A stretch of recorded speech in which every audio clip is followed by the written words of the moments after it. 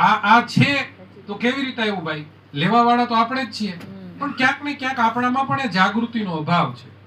તો આપણે જાગૃત બનવું પડશે કે આપણે શું ખરીદવાનું છે, શું નથી ખરીદવાનું, કેટલી જરૂર છે. તો સમાજમાં દેખાડો કરવા માટે આ વસ્તુ જરૂરી છે, મારે લેવી છે. તો પ્રબુદ્ધ તરીકે, પ્રમુખ વ્યક્તિ તરીકે આપણે એવા કંઈક દાખલા બેસાડીએ કે જે જરૂરી છે એના પૂરતું જ આપણે ખપ પૂરતું લઈએ, દોહન કરીએ, શોષણ ન કરીએ. અને એના સમાજમાં અલગ અલગ ઉદાહરણો આપી શકાય. સાદી રીતે આપણે બધા જેમાં સંમિલિત હોઈએ છીએ ને એવું જન્મદિવસની ઉજવણી. જન્મદિવસની ઉજવણી આપણે કરીએ એટલે એવી વસ્તુ આપણે આપીએ, ચોકલેટ, કે જેની ઇકોનોમી ઉપર ભારતની ઇકોનોમીને નુકસાન કરે છે. બહારથી આવેલી છે, અહીંયા બનેલી તો બહુ ઓછામાં ઓછી આપણી ચોકલેટ હોય. બહારથી આવેલી એ પણ આપણને ખબર છે. ગ્રાહક તરીકે આપણું જાણવું આપણા માટે જરૂરી છે કે જે વિદેશી કંપનીઓના કોલ્ડ ડ્રિંક્સ અને જે વિદેશી કંપનીઓની ચોકલેટ ખાઈએ છીએ એ એવી ગુણવત્તાની છે કે જે એમના દેશમાં ચાલતી નથી.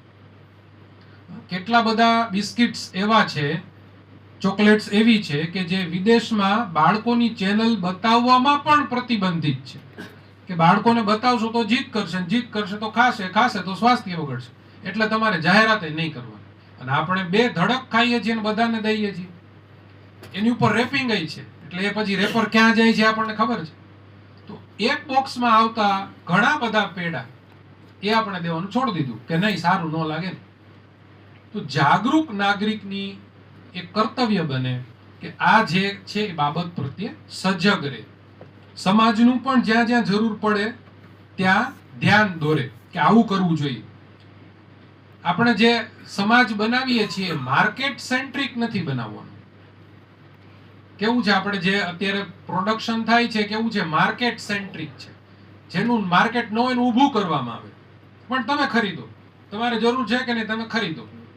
તો એનામાં આપણે સંયમ જાળવવાનો, બીજાની પાસે જળવાય એવી અપેક્ષા છે. અને એક બીજું અભિયાન પણ સ્વદેશી જાગરણ મંચ તેમજ અખિલ ભારતીય ગ્રાહક પંચાયત દ્વારા આપણને ખબર પડશે કે એમાં MRP એના માટેનું એક વિશેષ અભિયાન ચલાવવામાં, ચળવળ. શું છે એ? તો કે જ્યારે શરૂ કર્યું હતું MRP ત્યારે એવું હતું કે ગ્રાહકને એક નક્કી થઈ જાય કે ભાઈ મારે આનાથી વધારે કિંમત